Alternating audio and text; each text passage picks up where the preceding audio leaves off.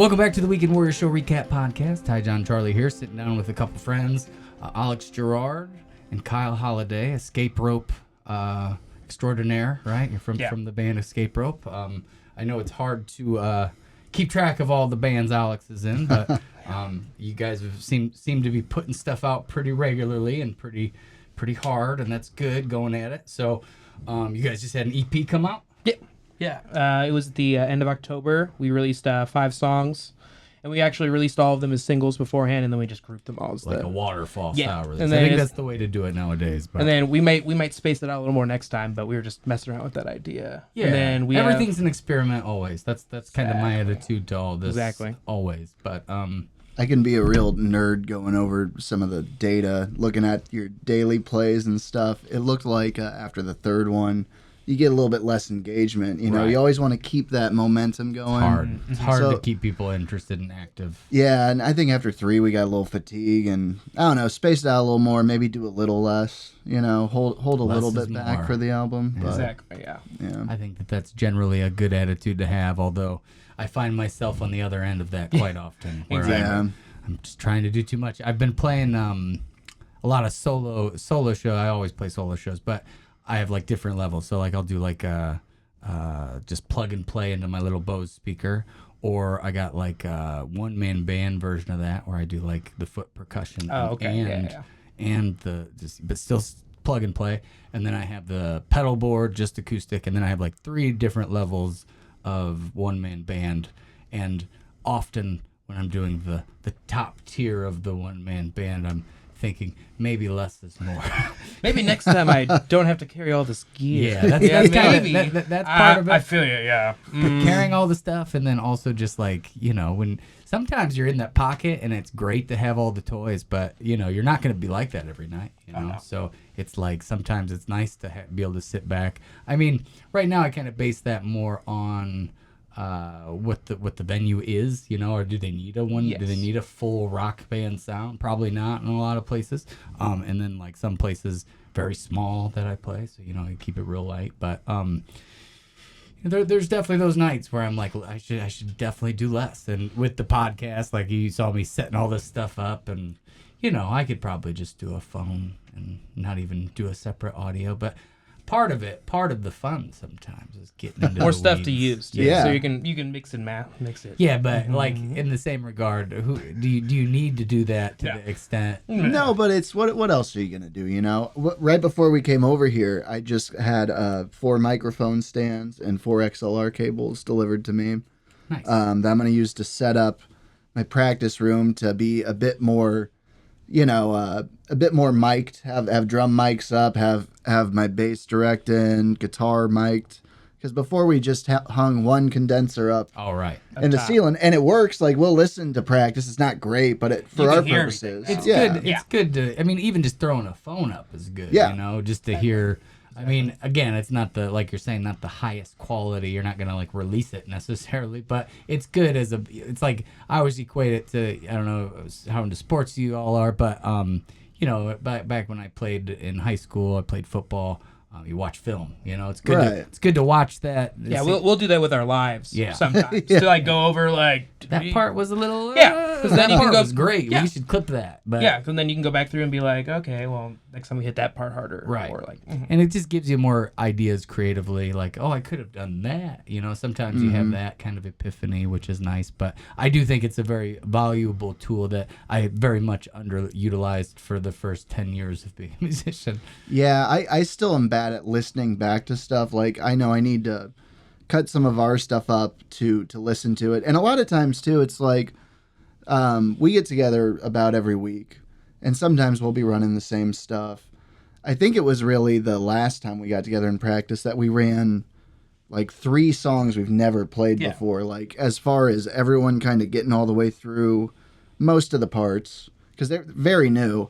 But having that tape rolling really came in handy in that instance, whereas you last couple weeks probably not, you know. Yeah. But just doing it every time. You run into the problem too, where if you're filming everything all the time, that you have to have memory for. You have to have storage for all these things. Too. I mean, the phone fills up so fast, like it's crazy. Or like these cameras I got, they have memory cards, and then you have. So I got some really big memory cards, but keeping track of 6 different memory cards is like what was on what. You gotta like write on each one. Like Another thing too, an interesting problem I'm coming across is some of the stuff we have that I do like, that I do want to not like necessarily release, but I'd like to share. I don't know the best outlet for some of that stuff, like kind of like demos. Like, hey, this is a good demo of a song I might never finish, or we fucking murdered this shit in practice. Right. Like, I guess probably YouTube's the best spot for that, but it's I think when it you depends get all that stuff, on the length. Are you saying full songs? Are you saying clips of songs? Clips are good for sure. you're saying Bandcamp or like something like But that. SoundCloud, I think, would be the way things, for like rough demos. I think that's a good. The OG, yeah. I guess Bandcamp's from way back in the Put day it on too. MySpace. Yeah, Put it on. that was coming back for a little Tom bit. would Wasn't love it? to hear it. Yeah. No, It was coming back for a little bit. I, You're right, though. I don't know what the answer is with all that. Probably SoundCloud though. SoundCloud's That's a good idea. But there's just so many, and it's so hard to keep track of them all. And like you're just saying Bandcamp, and I'm off on a tangent. That too, In my head, like I don't put any. Like that's one of the rare ones I neglect. I'm like, shoot, I need It's to get kind this. of died off. It's a little different. It's just a different. It's hard too because interface. I'm like we never get a lot of traffic. Like I was talking today about we uploaded. I had to upload a clip to send to like Make Music Normal. They just put up their form for. Well, I need to get on that. Yeah, Thanks for the reminder. Absolutely, they just put it up a couple days ago. Anyone in the area watching this, you probably have time by the time this comes out to. I don't. Yeah, you should have done it already. By the they're all time I booked actually up. get to editing Yeah, and it's like this might keep be an too eye late. out for next year. Go to it though. Don't take my spot. No. That's the great thing though, is there's probably more bands and spots in town anymore, and it's a good problem to have. yeah, for sure. I had to put something up on TikTok, and we made one, but we never really, went through getting a lot of people to it. So I'm uploading this clip, jack shit, and meanwhile I'll put something up on mine that's I got a few more people on there, and it takes off. So you do have to put like a little bit of love, especially in the beginning of like making these band camps, certain things to build some community. And a lot of people don't go to Bandcamp. I didn't know if SoundCloud was still a thing. I think it kind of got pigeonholed a bit into that SoundCloud rapper, Hip hop, a lot of stuff. You know what I mean? But Wolf always is posting like stuff on Ryan Wolf Solo stuff. I think is more SoundCloud and, too. and he does a lot of demos that he'll put on there. And sometimes it's just so he can listen to it on his phone and not have to have the storage. Not take up the space. That's smart. And I think he even keeps them private sometimes, but he'll put up demos that he didn't release to the. But YouTube, he does a lot that way too, where you just do a picture video, right? Throw a picture up there, put the song up, and I don't think that there's anything wrong or bad about it. I think that that's probably good. I mean, it's content. It's keep circulating. I think that's the hardest thing. Is just you got to keep putting stuff out. I agree. And sometimes there's no end. It's hard to sometimes find the line on what qualifies too. Like when I want to release these demos, these certain takes of songs where I'm like, I just really enjoy it, but it's not like a definitive version, or it's not like, I don't know, it's something you want to put out there, but maybe not in any official capacity, just feed something. So maybe YouTube is the way to go. And you can always take it down super easy if True. you change your mind later. And I think that I think it's nice to be able to just pull, even if nobody watches it, you can still pull it up from anywhere and listen to it, like give it the car tests without having to take up all that extra room on your phone. And if you do like lose massive memory stuff, you'll have it online to download, which is another thing that I think is, at the very least, super valuable for that. So I want to get more into the EP. So I figure we could kind of go through, what's it called one more time? Kanto. Kanto. And you can find that Spotify, anywhere YouTube, you stream music. all right? all the streaming stuff. And it's 5 tracks, so I figure we can kind of go track by track if you all want. What's track number 1?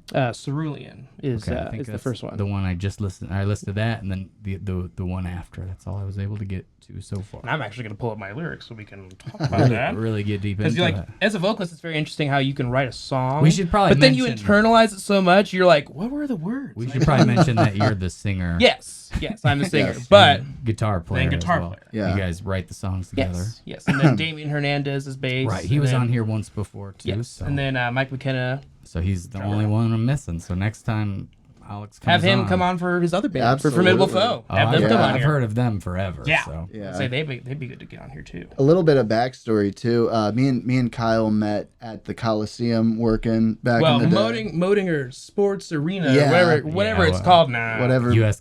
Cellular Coliseum. Yeah, that's that's what I what's know it. Yeah. It'll always be the Coliseum. For some reason, there's some sort of thing about that just rings true to me. But we were working together, and he said he was a singer in a what kind of music would you say generally your bands back in For me, I started in more metal or metalcore, so it was like singing and screaming. I did keyboards and singing in a band for a while, and then various other projects. I've done some solo projects, some pop stuff, and then but it's usually either keyboards, vocals, either fronting or playing with. I got so you. Very cool. and a lot of that style of music, I'm not super. I've come up more like classic rock, alternative rock, Right. Grunge. stuff like that, grunge. Right. So I went to what was it with you? I know I went with Bridget to a show in Peoria. Or no, you know what? I'm getting them a little mixed up. Well, there are a few different stories, I guess. It was for Heaving, though. Yeah, I went saw Heaving in a garage in Normal with my friend Bridget Lance, and also like just shout out to Bridget, does a lot of amazing work with the community and stuff. And supports, live, local, original music. And Absolutely. Anybody who does that is a hero to me. Yeah, Exactly. no, she lifts us all up with her work. And we went and saw these bands. Our friends in Wet Tail were playing. Heaving was playing. I don't recall who else. But I remember just getting kind of blown away. I think maybe Parachute Day was there too or something. I was just kind of blown away by how a lot of it kind of reminded me of stuff from back when I was in high school a little bit. More towards the death of alternative rock, when other types of music like emo and like Deftones-y kind of stuff, like that shoegazy sort of new metal-y kind of stuff was coming out, and it really just kind of, I was like, man, this is so fucking cool, and I got a lot of stuff that kind of unfinished stuff from back in the day. I want to do what these guys are doing. You know what I mean? I want to play these venues. I want to play stuff like that. I was just really inspired. And so I started with that in mind. I reached out to Kyle because I figured he could really kind of help meet Guide me you that halfway way, and piece yeah. more Fill of the that gaps. world and stuff exactly. too, Well, like, there's that, and then I was just trying to get on some new type of music too, because I've been doing more heavy stuff, and it's interesting how you wanted to do more heavy music, but also I wanted to utilize more singing a little more than the screaming, and I knew your music was a little more of that vibe. yeah, from where we come from. So then it was just like, you oh, know. cool, we can cross the genres a little bit, and we can start making stuff, and then you had like the best of both worlds. Yeah, I think you had like what? I want to say four Yeah. of the songs he kind of had ideas for, and then the fifth song we kind of wrote together. we wrote and- together and- from yeah. scratch. We took the first riff and then we kept. All right, so let's get into that first song. So Yeah, Cerulean is the first one. and that's all you said Pokemon references. Yes. So we should probably explain that. I and know then, you've yeah. been on it kind of. Oh, the explained it a other few thing times. too, real quick, is the name for the band came from being at another house show, seeing In some Peoria. stuff. Yeah, in Peoria. And it was called Mount Moon was the venue, and just I said something like, oh, you should have a band here called Escape Rope play, an item you use to get out of like Mount Moon and the first like gen a dungeon Pokemon. in the video game. Yeah. And then like when when we were trying to piece this band together, I was like, well, it has to be called that because we want to play those places, Right. Might as well so just try. kind of so. yeah, You I found guys a are place both and fans of Pokemon. Like you Yeah, guys I got are experts. just with Gengar right here. I'm more first gen. When it first came out, Mm-hmm. I loved it. I was obsessed. And then I remember when the second gen came out, I was like kind of pissed because I caught them all and I thought I was done. And I was like, I'm out. Well, I they knew can't make any more money if you catch them. it's true. I really remember thinking I was a smart kid back in the day. Like, I'm going to get out ahead on this. There's no way this will be popular in 20 years. Right. And They're still kicking. But Yeah. yes, for the first song, it's all the song names on this EP at least are So it's all, kind of concept-y. in yeah. that way. Each one I think we're gonna take like a Pokemon concept. We're gonna gotcha. it's fun. It's fun, like to play with some of the, just those. images and the naming devices, Yeah. but like the music and the lyrics aren't based in that. It's more just kind of fun, relatable stuff. Yeah, for it the, only loosely. And you can surface find area. you can probably does. find some themes that Yes. are overlapping to regular. I mean, I that's all art imitates art, right? So I have a couple of songs that I've written in the past that are like, because I heard this thing once about a band I like. Their whole first album were based on like great novels. Oh, okay. Like so Each they one? yeah, so That's they took good. the themes of, That's good. But like so I as a writing exercise kind of, and just like it's kind of in a dry spell writing wise. I just like I like movies. I'm not a big reader, I guess, but so like I took some of my favorite movies and I tried to kind of do a song version of like what some of the themes in the movie. But what you find when you're doing that is you find out almost why you like the movie, because you see yourself in some of the characters in some ways, and the way that you understand it or interpret it is kind of very personal in a lot of ways. Sometimes it's not maybe the mass view of certain things that are in the movie or book or whatever you're kind of but what I'm saying is a lot of those themes shine through. I mean, they're all just expressing life to some extent. So when you're using that as like inspiration, sometimes you can really, it kind of opens some doors that may have been locked, like writing wise. For me, it did. I thought But yeah, it because was. then you can use the characters and like embody them, new Yep. perspective. Then you're And- like, oh, okay, cool. Maybe it's the side character that doesn't get a lot of That screen too, yeah. time, but you just think about their whole character, their whole existence, and you can write a whole song based on that. Just so I'm imagining that. Yeah. With the For the a little Pokemon. bit where it's I know enough like Pokemon lore or whatever, I can relate the name of this town, like what all that has to do with that. How would that have to do with these lyrics? So which town goes with Right. each song? Yeah. Kind of a matching game. But yeah, but And for the sometimes you can do that yeah. kind of retroactively. Oh, Like, it's either before or after Yeah. I write it. Sometimes I so don't like have it lyrics. kind of yeah. makes sense for this part of this, but yeah. Yeah. Oh no, I do that too. But yeah, Continue. but for the first song, this one is I think one of the lighter tracks. I think the lightest track we have on the EP, and it's a nice intro because it's a solid driving guitar riff, but it's about overthinking. Okay. Very much overthinking and like trying to lessen that and be your like best self around people you care about, because like they deserve you being your best self, Right. and not your like overthinking, anxiety ridden. Because that can plague.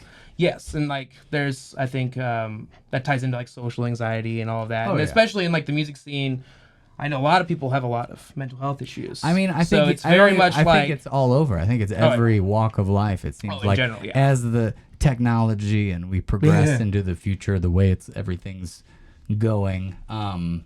There's just, I think everybody can relate to that on some level. But yeah, I think a lot of my songs too, it's very therapeutic. Yeah. The what I'm writing about and like how we perform it, it's very like emotive. So yeah, it's very that's helping. my favorite kind of music. Oh yeah. It's funny for me too, because I'll do a lot of our online distribution at home. I'll be the one uploading and filling things out.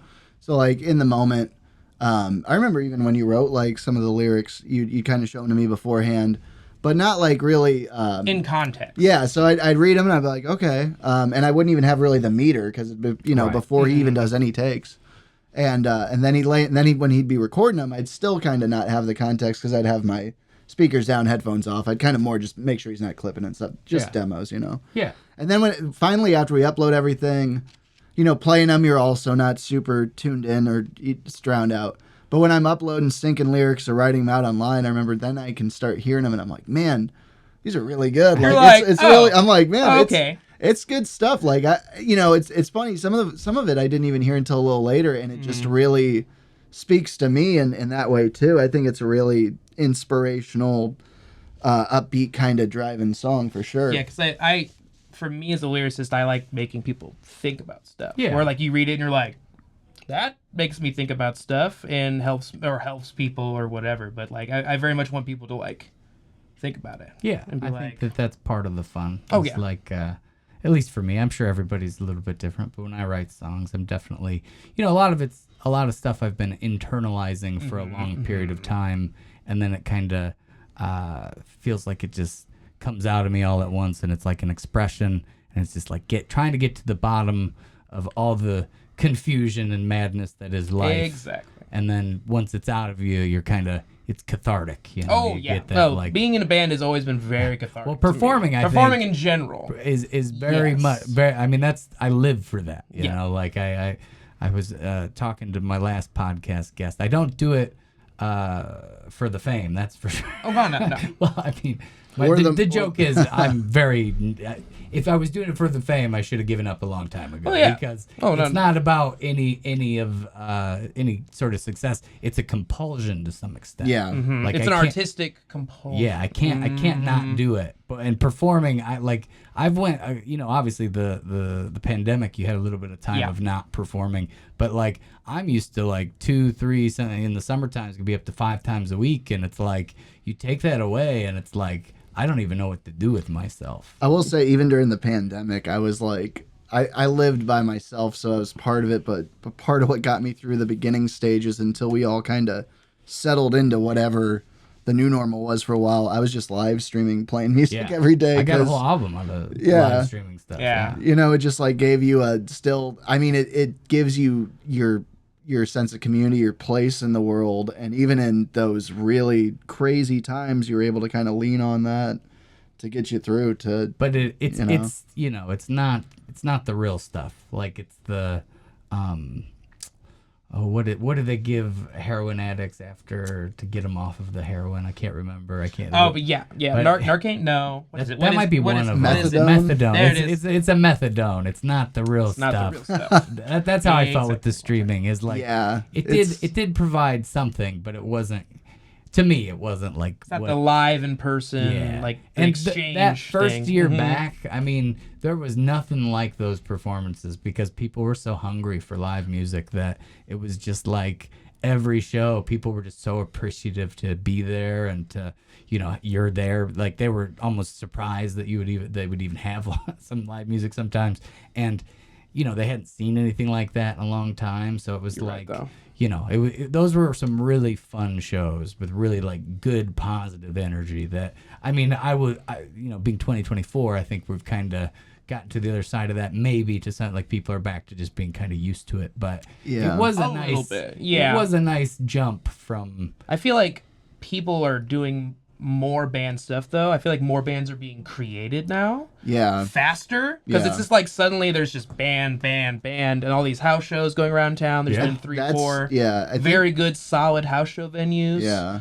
That we haven't really had in this town. Well, we've had them in this town, but it's always been based out of like ISU kids. right. And then when they leave, then it's a whole new crop. Yeah. It's like bars that I play at when a new booker comes in. Exactly. Right, Or yeah. they like change management. Yeah, or but- they, yeah. But go ahead. thankfully, a lot of the people doing these shows now, I think it's just local kids Yeah, that have that's either what work you at Rivian or go to ISU or like live here though, which is helpful because then it's gonna just keep going indefinitely until hopefully the nuisance ordinance doesn't go through. Yeah.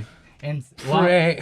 and sometimes those house shows I think can be a lot more fun than just bar. Like It's more intimate. Yeah, I Mhm. do the bar shows all the time, and once you get to that kind of vibe, it's like people are there more for the music, whereas a lot of the bars, I'm playing for an audience that didn't necessarily sign up to be an audience that night. Yes. So Yeah. playing the Yes. house shows is like the people really want to go to see music, and you're like this close, you're Yeah. like playing songs, and people are like the energy, you can feel it in the room Precisely. in a different way. I think. Yeah, it's like nothing else. Like I don't feel like it was like that for around while. here back in the day. Even though I feel like I don't know. It's some of the most energetic audiences that I've gotten to play in front of. I feel like I think it all ebbs and flows to some extent. Like I agree. There's like. There's droughts as well as sometimes there's hurricanes. Yeah. It gets crazy sometimes, and that's awesome. But I think things go in and out of kind of fashion, and so it's good because even if it stops being as cool as it is right now, 5 years it'll probably be back in the same spot. So Precisely.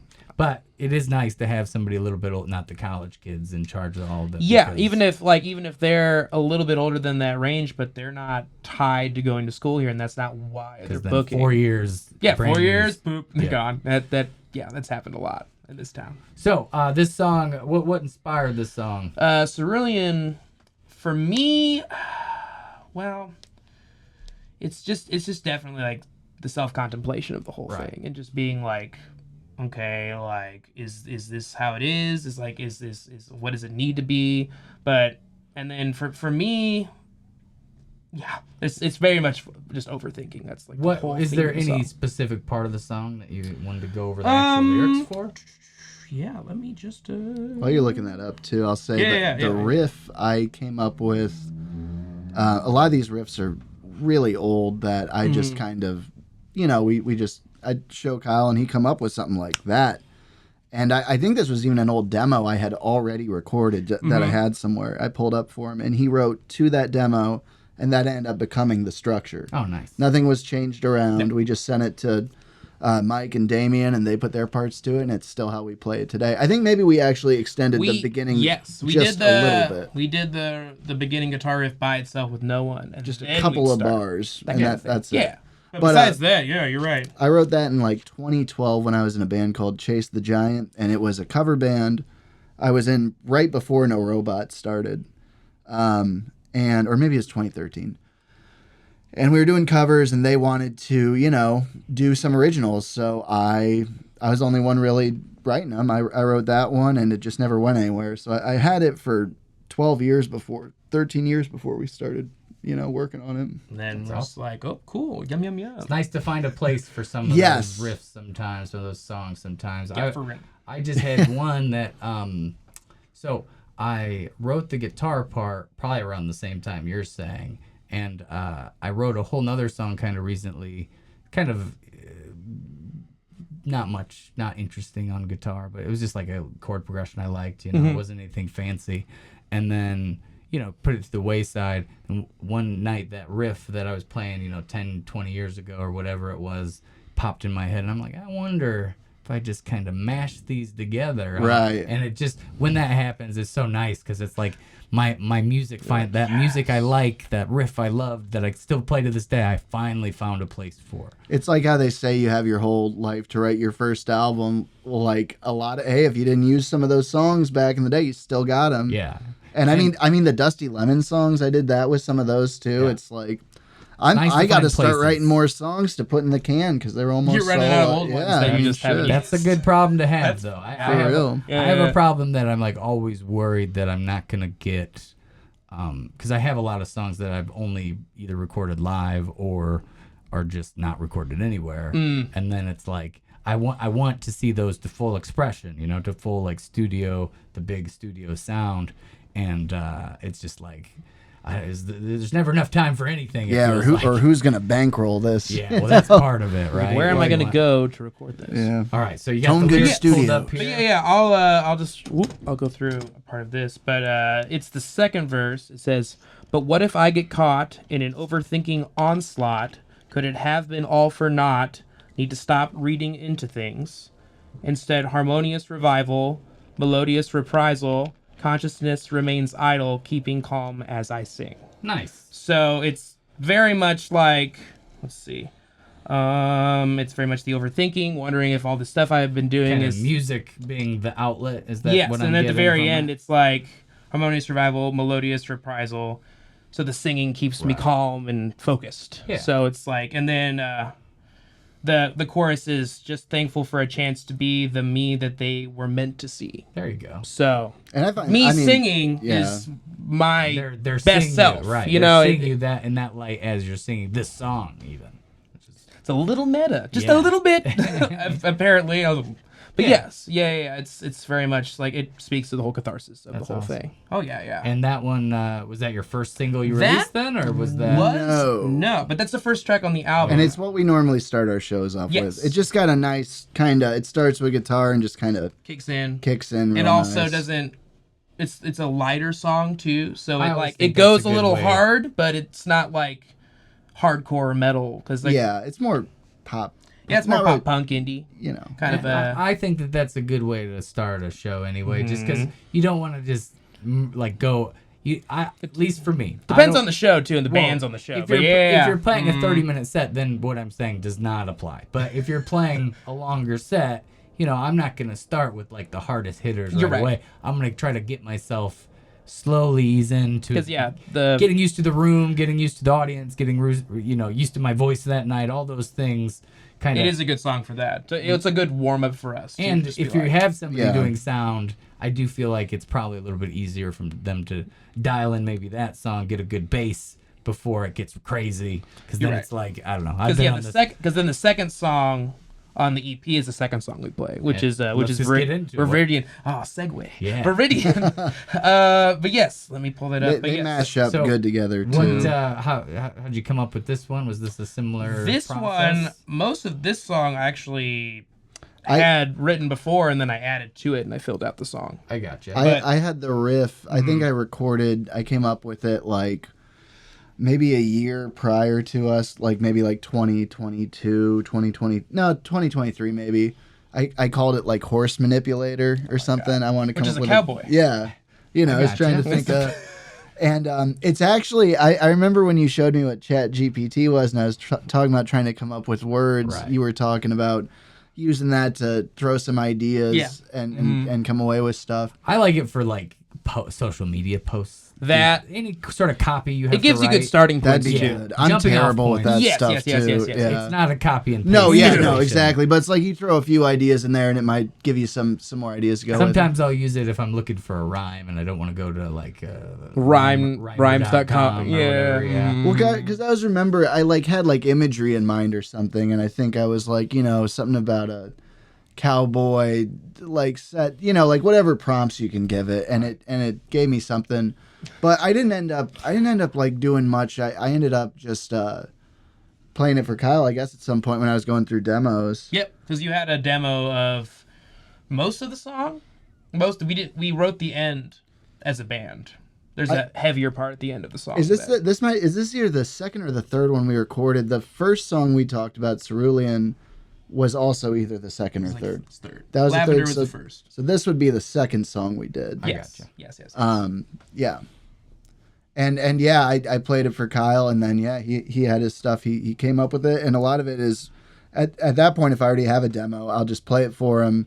We'll kind of be hanging out for a while. He'll If anything, spend I'll time sit writing. there and I'll just listen to it. Yeah. It's good to Over get it and in your over and bones, over. right? And the best way to write it is like if I just listen to it enough where I can sit here without listening to it, You and I think can of it, hear yeah. it, and I can just type Yeah. and go part by part. Get the meter. And then he goes Yeah. and records the vocal, Just and throw then it on. yeah. Yeah, with the chat, I can't get into the writing a song with ChatGPT because like I just feel like it's not real. You know what I mean? Yeah. No, As I've never really been able to do it with much besides like I've only used AI for like funny joke ideas. Yeah, I think that I think are funny. for kind of erroneous things like that, I think it's nice and it's a very useful tool, especially if you're wanting to just look something up really quick. Oh, God. But I do think that there's probably, I would guess, I don't really know, but people who don't write songs or like want to get into it, I mean, you'd have to imagine that there's some people, I don't know how many or the percentage, but some range of people that write whole albums with ChatGPT. Oh, I wouldn't be surprised if some of them are some of the biggest stars we know right now, too, actually. Their ghostwriters are AI. Yeah. Well, I feel I like mean, that might be more of a thing going on. Yeah, these I mean days, that's too. gonna definitely be an issue. Go like in the Looking next at you, Beyonce, 5 and 10 Beyonce. years. calling you out.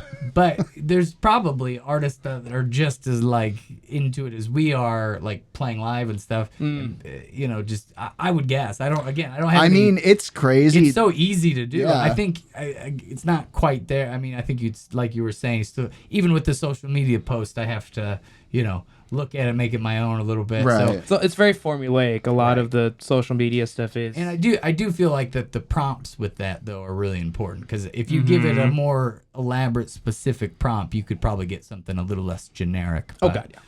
But anyhow, I don't know. It's just Yeah, I feel like the whole writing songs is like I'm Well, like that's all you expressing.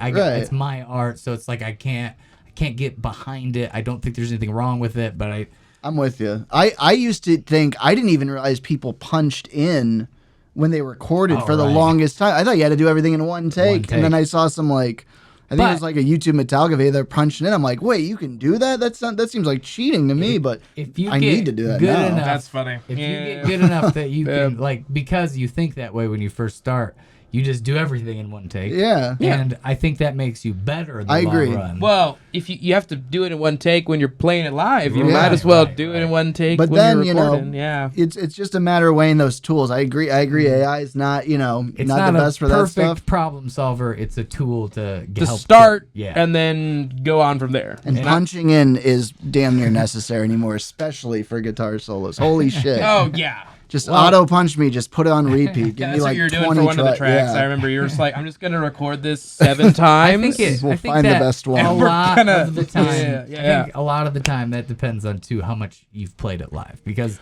some songs, I've played for 5-6 years, and then when I go in the studio, it's like I barely need any time to do anything. But Muscle memory. if you're like almost in the process of writing, because I've brought songs from I just wrote it a few days ago, maybe a week ago.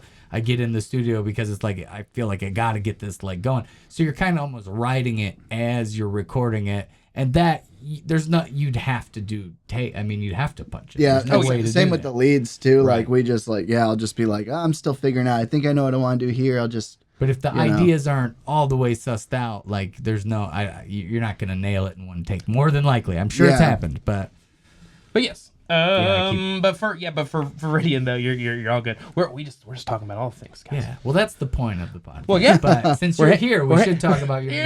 You're totally fine. This is the vibe of our band practice anyway.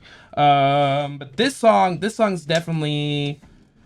A lot of my songs have to do with dealing with yourself or overthinking is a very big theme. As I said, like social paranoia and like that whole thing. But this one is definitely. About the end of either like a relationship or something that's happened that's left you feeling like hollow and you're just full of negativity and everything that's going through your head is just negative because like all the good things that you were using to get through are gone now. Yeah. So you're like, well, what is there left to? Because let me read the lyric. It is start of attention, heart made of skin and bone. Is there nothing left to heal me? Will this always be the norm? Is there some sustenance beyond this love of yours? Vultures pecking at my corpse, dead from a lack of sure course. I like the slant rhymes. There. Yeah, it's a Those are little nice. slanty. I like the slant because I feel like if you stick to the rhyme too much, Because when you sing it too, it rhymes. Well, but like yeah, when you you say can- it doesn't really rhyme. But you sing it, Right. it then lines up. But I mean, I think that sometimes it's just a nice break from it's so. it's not Dr. Seussian. Yeah, I know. What It's nice. It's nice to Cat, have. bat, mat, Yeah. sat. Yeah. yeah. I don't. And I mean, I've written whole songs that way Well, too. yeah.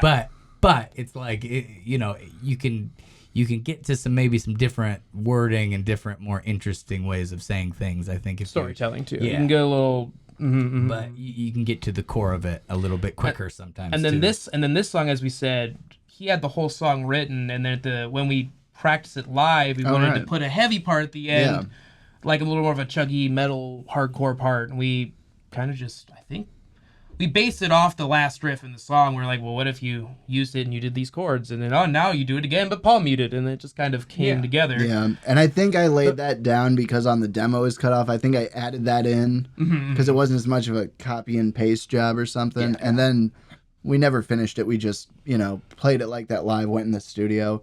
A lot of these too, we started writing in October last year, about a little bit over a year ago. Yeah.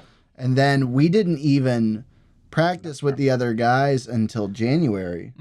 And then we went in the studio and recorded it In April. Yeah, in or at the April. beginning of May. And we started doing shows in March, so kind of just milestones. Just hitting them all. So these were all pretty fresh too after we did them. We played them out for like Month and a half. a month and a half month and a before half. we played them in the studio and rehearsed them for like a couple months before that.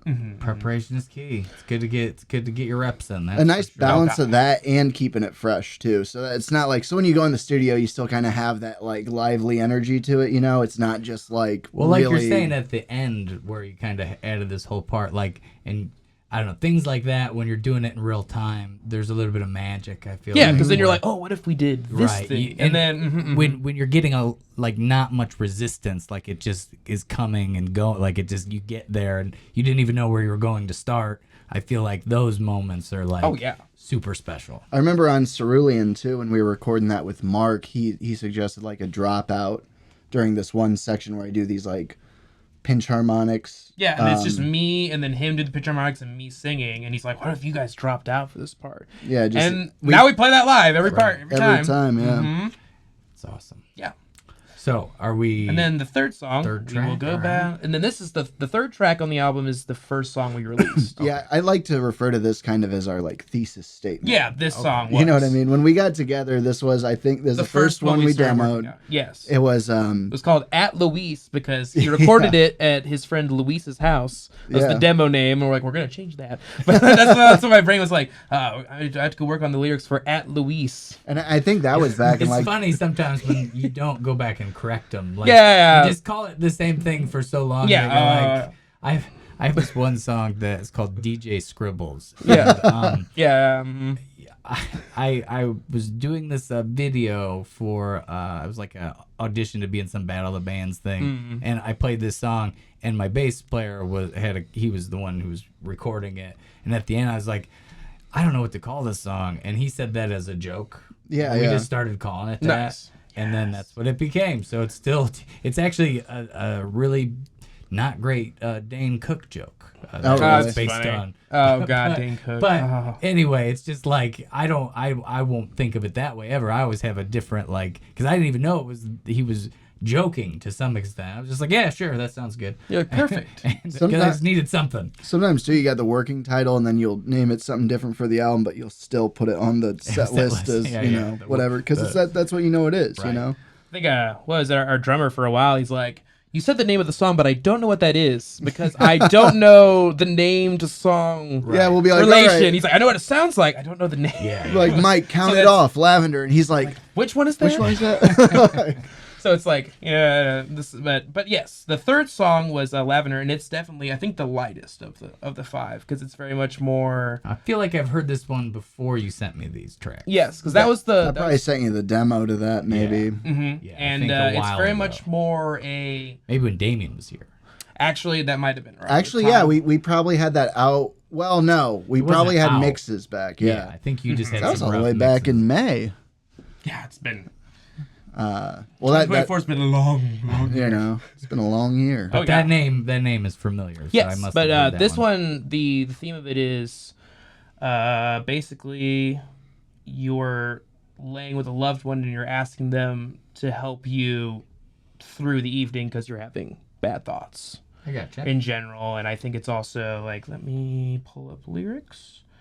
And you're asking this them. one looks a little wordy compared to some of the other So ones. that- yeah, it's Got a little longer. Kyle does a really interesting choices with his like meter and the way some of it flows too. Like, I think he's able to fit a lot in there with some of his like Syncopating and Yeah. cutting it up into because like since I'm a band and theater kid and music kid, like I'm trained on like writing like actual like music theory and stuff like that. Yeah. Like mathematically in my brain, it's like, okay, I have this many counts Right. in How- this how do you part. fit it in? How many words can I fit on all Right. these counts? And you so know, yes, the and I can guitar come up with some melodies- interesting meters. Then you're right. there's only a couple like guitar melodies in that song really, and I mean I think very- the vocal melody makes it super dynamic. It's a very it's a waltzy song because it's in 3. Right. It's in he in does 3. that while we're playing it too. Yeah, I am. I waltzing around. Like But a little yeah, three-step. this song, basically, yeah, you're laying with someone, and you're thinking about, like all the bad stuff that's happened to you. But it also talks about like having systems in your mind to like help you deal with things, and like I use the word kingdom in place of systems, but the Kingdom, I like the aesthetic. because like your I like mind, your mind is a kingdom, and you must take care I of like it. the aesthetic of that word a lot. Well, better yeah, than systems, I'm a fantasy so, guy. yeah. I love Lord of the Rings. Come on now. Yeah, Kingdom sounds Yeah, cooler. and it's but yeah, the second verse is Maybe that's why we were getting those. well, so it was very interesting, and there's nothing bad about this. No, But it's very just some kinda people funny. when we came out with the song because I have some words in the song like kingdom and vessel Oh, I get and ya. certain I know things, where you're and, going. and people were and like people were like, "Are you guys a Christian band?" And it's like, no, but like. I as you know, there's Fine if there's you a lot are, of nothing wrong themes with and a that, lot of but- things Right. that you can take from, See, and not I- necessarily be this or this. I'm But not a oh, no. Christian. Yeah, but- none no. of us are religious. I don't But- think. Oh, no, either. no. My It's just point gonna- is, the point that I was gonna make is,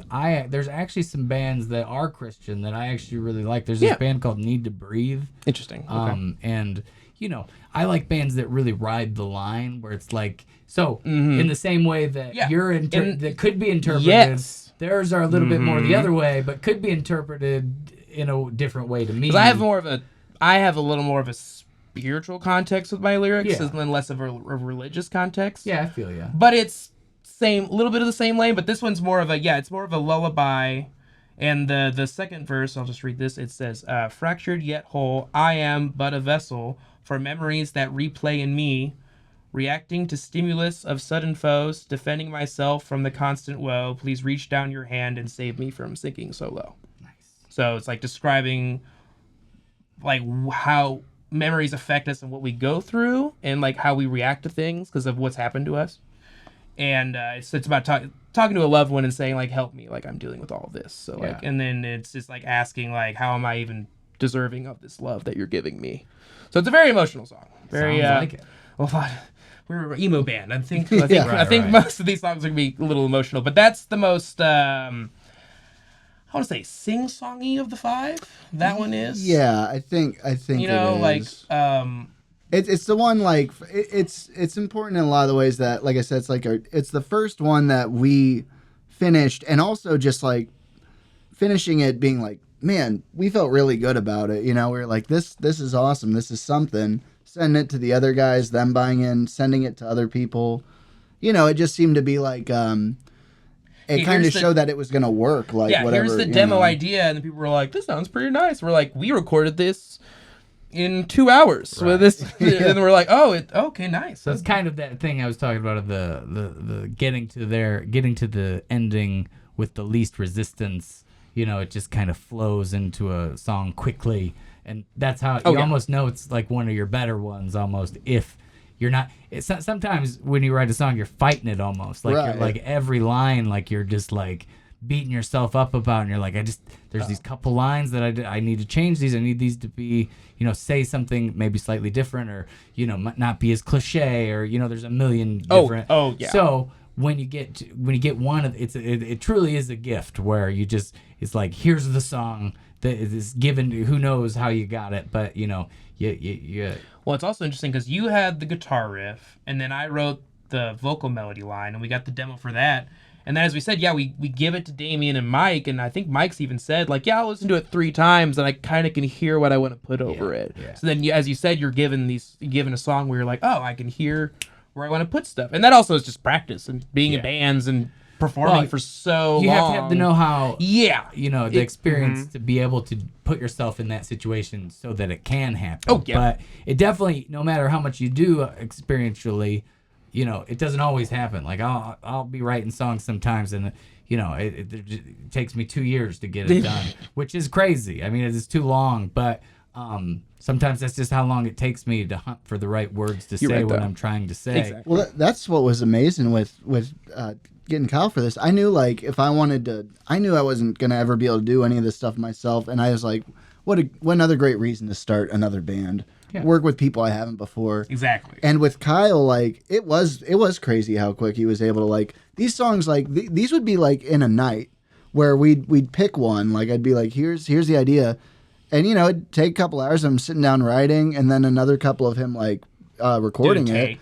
But it'd be done that night pretty much, and it's crazy, and it was really promising for future endeavors, and also the positive feedback we received playing these demos for some people.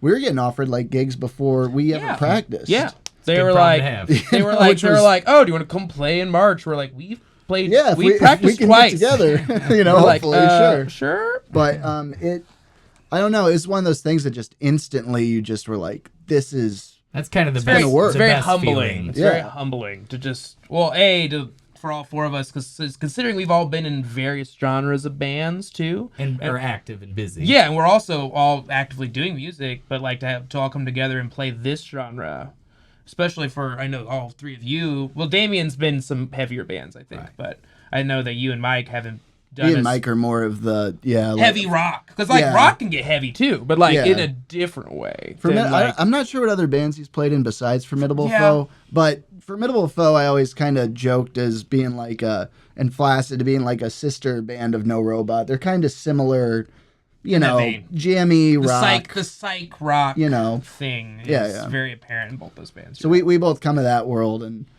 Damien's a weapon too, like on bass, and he's pretty much wrote like the whole next album. Yeah, he's writing on guitar now player. Too. So like awesome.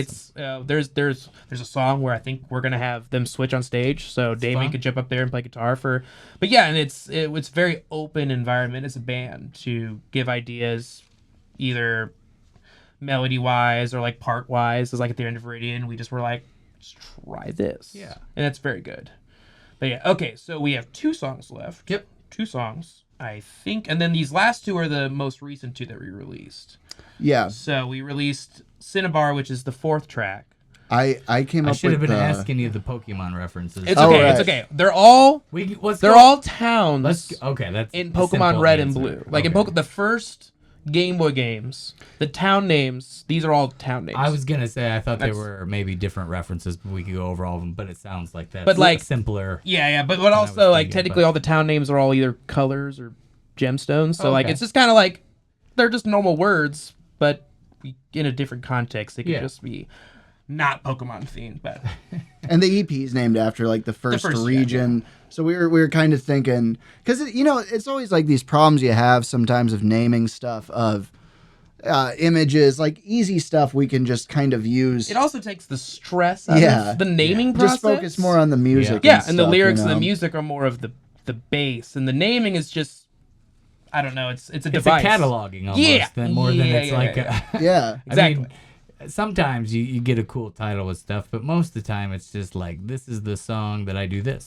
So the next album will be like second gen Pokemon. The second gen, we're gonna do some naming for that. We might end up doing other concepts Pokemon wise, But it's just easy stuff to play with. And this Cinnabar, this song, I actually think I wrote the riff for it in like 2004. Oh wow. Yeah, because it was very much like we had these first 3, and then we were like, all right, do you have any more songs? Yeah. And he's like, I have this one from 2004. I didn't know that. That's crazy. Yeah, I was like, I'm not sure, but like, and then you're like, oh no, I could definitely do some with this. Yeah, for sure. It remains for the most part unchanged. There was we added a lead section, right? There was or a solo little like section. breakdown into a lead or something. We had a little like dissonant chord breakdown thing into a solo, and then we did the chorus again. So like we had the song, but then we're like, we need to make it a little longer. Yeah. And then we came up with the last part live. So we're like, what if we did this and now do a solo? And then we just went back in the chorus, and then it just kind of but this song lyrically is about it's when you're in a massive dark place and you want to help people and you see people suffer, but then you having to be strong for them, you can lose your cool. And sometimes we lash out at people who are having to be strong for, and that can be really hard because the weight of having to watch people in your life suffer can break you. Like it can like be very hard. And then you can't just worry about them. You also to help somebody else, you have to help yourself, right? Yeah, so you have to be in a good place to help people. Right. Yeah. So then it's just about, it's very much let's see. Let me read the chorus. The chorus is, I see you suffer. I am helpless against the horror, giving you all I can while petitioning for solace. I lose my nerve sometimes. Because of that I hurt you. Therefore I am blind to the ailments of your mind. So it's very much like, and then another part is like, so I'll send a mending vibe, made a bright bending light to help you make it through the seemingly never-ending night. So you're like sending people good energy, but then you break sometimes because it's very hard to keep up that strength. Well, you're kind of sacrificing your energy. So if you don't have as much to start because you're already kind of beat down a little bit, then you can break, and you can end up hurting people you care about because you're like, well, I wasn't in a good spot. I'm sorry. And then this is like very much like kind of an apologetic song. Yeah. It's very much like, like you're being like accountable and you're like really remorseful. It's a really remorseful song. Oh yeah. And there's like a couple people last year I had to be there for that was a very hard time for me, and I would get mad at them because I had to be so strong for people, and then like that's what I wrote this song about. It's that whole like it's hard to be strong for people. That was another one Sometimes, too. yeah. Listening back, like filling out lyrics and stuff. I'm You were like, like- God damn, this is so relatable. Like, and oh. really, really well put too. Like, you really weave them words in and out real well, buddy. Oh, no. I'm just a theater kid, man. It's just when you perform and you sing and you do lots of stuff. It's a lot of practice too. As I said, Gotta have the being a experience. musician is all about just doing it so many times that it'll just it comes. And It's like you know, riding a bike. I think that's Easy. why the band came together so quick too, We're all because everyone else has been doing seasoned. this for like years. Seasoned. So we just step in and you're just like, you do your job, you come together and show up, and we're able to, it's been about a year since we've been a band, and Yeah. we accomplished most of our goals, I'd say. Yeah. And Still need to play Mount Moon. Yeah, we still need to play Looking at you, Peoria. Voda. Yeah, Mount Moon in Peoria. Go see the shows. But yes, that song is very much and even the tone of the song is very much more what like I don't want to say a mystical sound, but like it's very much more dissonant-y, kind of Like trancey, maybe. yeah, a little 'Cause it's trance, like kinda Tool, that whole vibe of Tool, where it's like heavy but slower, kind of. yeah, Yeah. It's got like a real slow kind of groove to it. But yeah, as you said, you wrote that so long ago, and you've done this a couple times where he'll play a riff and he'll be like, I think it's all right, and I'm like, bro, I got it. Just give me just give me it. I'm gonna put something over it, and then Well, Mike and Damien are gonna put something over it. And I it's gonna think sound. that's the nice part Yeah. sometimes about collaborating is Yeah. like sometimes you have this thing and you're like, doesn't really feel, sometimes it's like it doesn't even feel like you wrote it for you. Sometimes it doesn't really feel like you can get the best out of it, but then you open it up to some other musicians Right. and they might see some things you don't, and they might be able to polish it in ways that you wouldn't have even thought of. And You know, that collaboration, I feel like, is super with nice. Lavender, I actually sent that one to someone else over COVID before we ever were playing Yeah. Escape Rope, and trying to do that collaborative thing. They sent me a whole thing back. They finished out all this stuff. It was really well done, but it wasn't the direction I really saw it going Yeah. in. And I remember it was tough because I was like, hey, you did a great job, man. I'm really impressed, but I think I'm going to hold on to it. I think there's something else there. Well, good thing, right? Yeah. Exactly. Because I'm like, man, like that really, I couldn't imagine that song any other way now. You know what I mean? exactly. So last one I think here, there's right? this last one, and this one's called Fuchsia. And this is the one we wrote. Together. Yeah. You had I had a little bit of an idea. you had the riff, the main riff was there, and you play the main riff. And then basically after that, we were like, all right, what kind of thing do we want to play next? And he's like, this type of thing. And he just kind of came up with a thing, did that for so many measures, went back to the chorus, did that verse again that we did earlier, and then we just made, 2-3 more Yeah, parts we after just kind that. of We like just tried piecing together, Yep. nudging things around on the DAW a little bit, maybe re-recording stuff we had to. I will say too, I think the riff was pretty inspired from recently seeing Heaving. or like something. Heaving and like post rock and stuff, because it's very much like they're them, and like there's like 2 or 3 other local bands I can probably think of. And it was unintentional, but I remember when we were done, like at the end of the night, we get together maybe around like 6 and we get done around like 11. He's like, we should probably listen to Zipper or something. Yeah, we need to make sure this doesn't sound This doesn't exactly sound like this band, exactly because we like love this them, but we're not trying to steal no. the music. Right. Yeah. But no, like for sure, like we've gotten to play with them. I think one time so far, and at one of the house on venues. my birthday. On your at a birthday. house venue, that was the shit. That's all I wanted for my birthday. So thank you, Bridget, Yeah, thank you, Heaving, and thank you, Bridget, because That's and thank you, Tally. and Tally. Yeah, shout out to Tally, house show venue, I had this idea. extreme. I wanted to get this on record just because I want the credit for it. But Okay. I really think Tally needs to have a house band that they call the Tally Band. The Tally Band, Oh because my Dumb God. joke, that's but I just want to just put that out so there. bad that it Think could about just it, Will and T. You're like, Well, I think it'd be a radical Copyright. idea. Alex, anyway, you can back always, to this. you can always start another band, right? You don't have a He has a list of Or I'll band start names on getting his band. phone. Oh yeah, I got a long. He's got a list. long list of band names. See, usually that's the problem. That's like the first issue you run into as a band is like, what is the band name? He has But it if on you- lock. just invite Alex to be in the band. You can name so many bands. I want to start like releasing stuff under. I might go to see D-Baby just to release singles under different bands. Just funny names. Just so they can get used. Yeah. Mama Llama and the Alpaca Bunch. Just one song you per know? artist. Yeah, just like one song. And they're just like, this band's so good. I wish, hopefully they'll release more music. And it's like, it's not even a thing. And then they find out later that like it's like a web of like you just have to a know web of lies. Alex, Yeah. you have to know Alex is the writer and producer of everything, like- and then you go to his see page, it all has, the like- different projects and like oh, that makes more The sense. center, it's And Alex you're caught Girard. in my trap. The Yeah. very center of all It's a of it. very long game you'd be playing. Oh, but yeah. it would be there'd be a nice payoff there. Oh, we're right in the middle of it. Exactly. But here. All right, yeah, let's No, get you're, into- you're totally fine.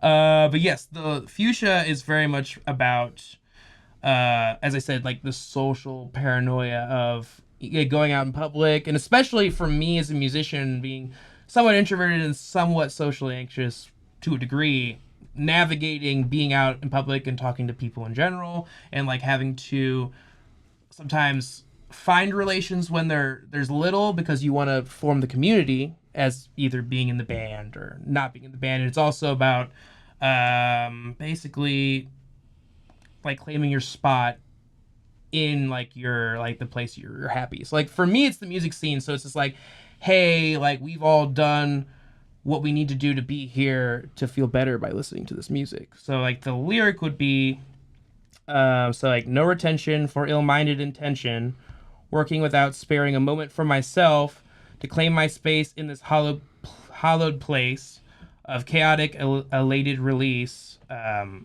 then I repeat, no retention for ill-minded intention. So it's basically just to a chaotic related release is basically the catharsis that comes from music. Yeah. So definitely. like you're the chaos, but you're also feeling happy, and it's the release of that. Sometimes the chaos is just like a nice distraction. You know? Well, yeah. I think that there is some element to that it's exciting because it's music, and then it's like, you know, you're showing up, you're got to be the guy for a little while, and I think that when you're focused on that, it's hard to think about the shit that really bugs you, you know, the shit that's driving you nuts. And then you got the other just cathartic element of performing on top of that. Yeah, but yeah. there is, I think, of getting into that mindset of just being like that absolute focus that you get when you're performing, That too. you're just so dialed in that none of those, you know, negative thoughts can really creep in as much because your mind's busy. It's not open for business. Like there's nothing, you know, anyway. But yeah, and then the chorus is fighting with my shadow. Why can't I feel my own worth? Is my presence just a curse?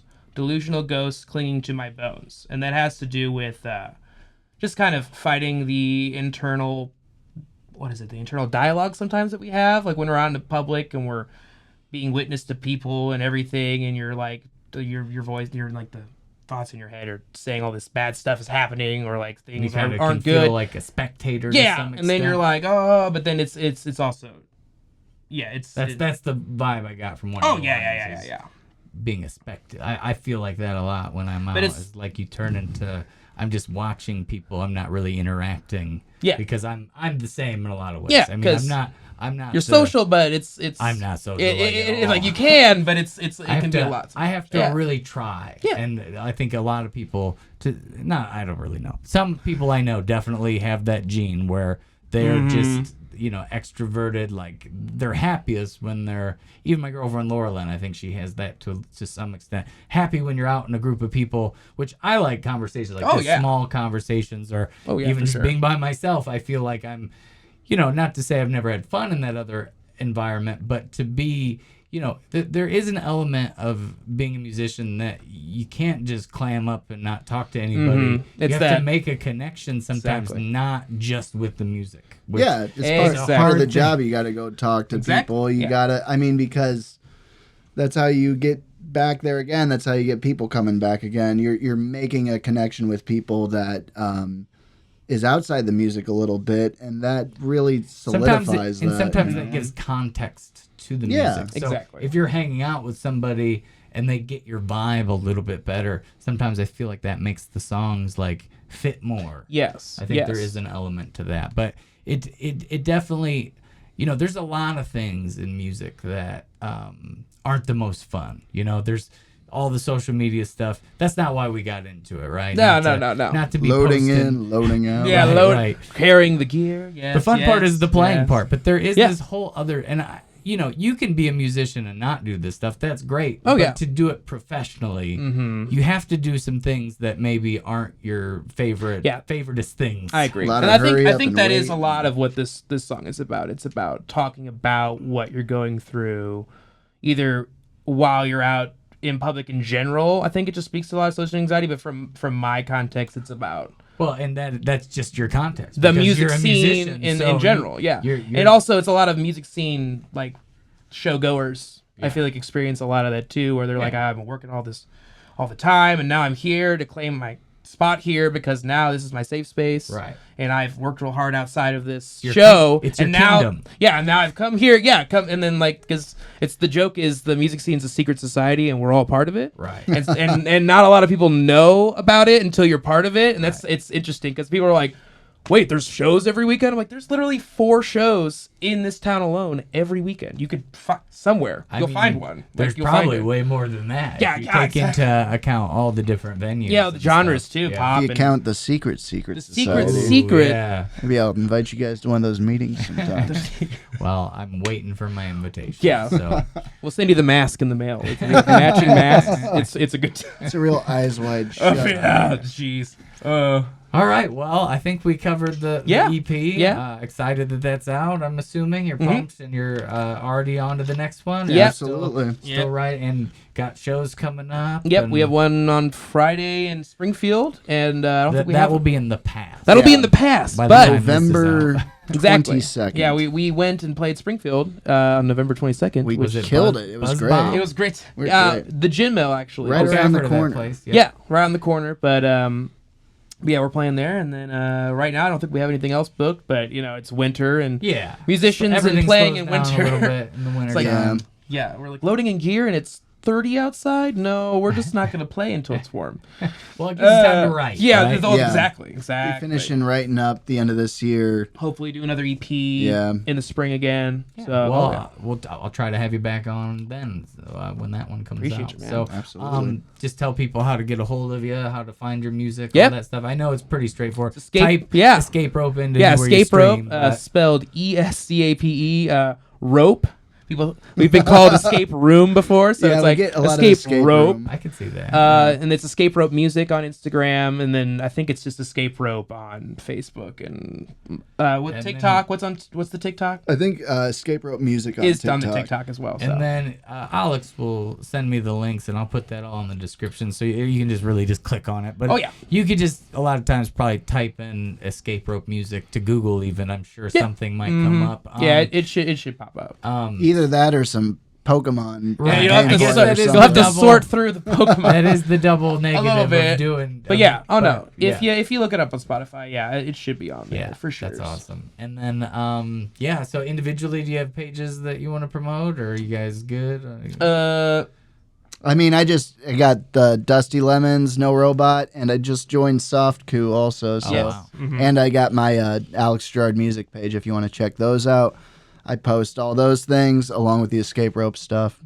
And then I just have Escape Rope, but then I have a emo pop project called Finvara, FIN space VARA. It's like some Juice WRLDian fun singy stuff. But besides that, I just got these guys. Well, I for mean, now. yeah. So they can check you out in multiple avenues. Oh, yeah. And I think that we covered it. What do you guys think? Oh, I think So. Also, I think we're gonna have one more single coming out, maybe New Year's Day or something like that. A cover. I'll leave it at that. Maybe a cover we've played Keep live. it exciting. Yeah, a Yeah. cover we Keep it played exciting. since the beginning. Awesome. Mm-hmm. Well, that's great, and appreciate you guys coming on and talking sure. to Thanks me. for having and, us. Yeah, as always, I appreciate anybody who takes time to listen as well, and we will see you next time. All right. We did it.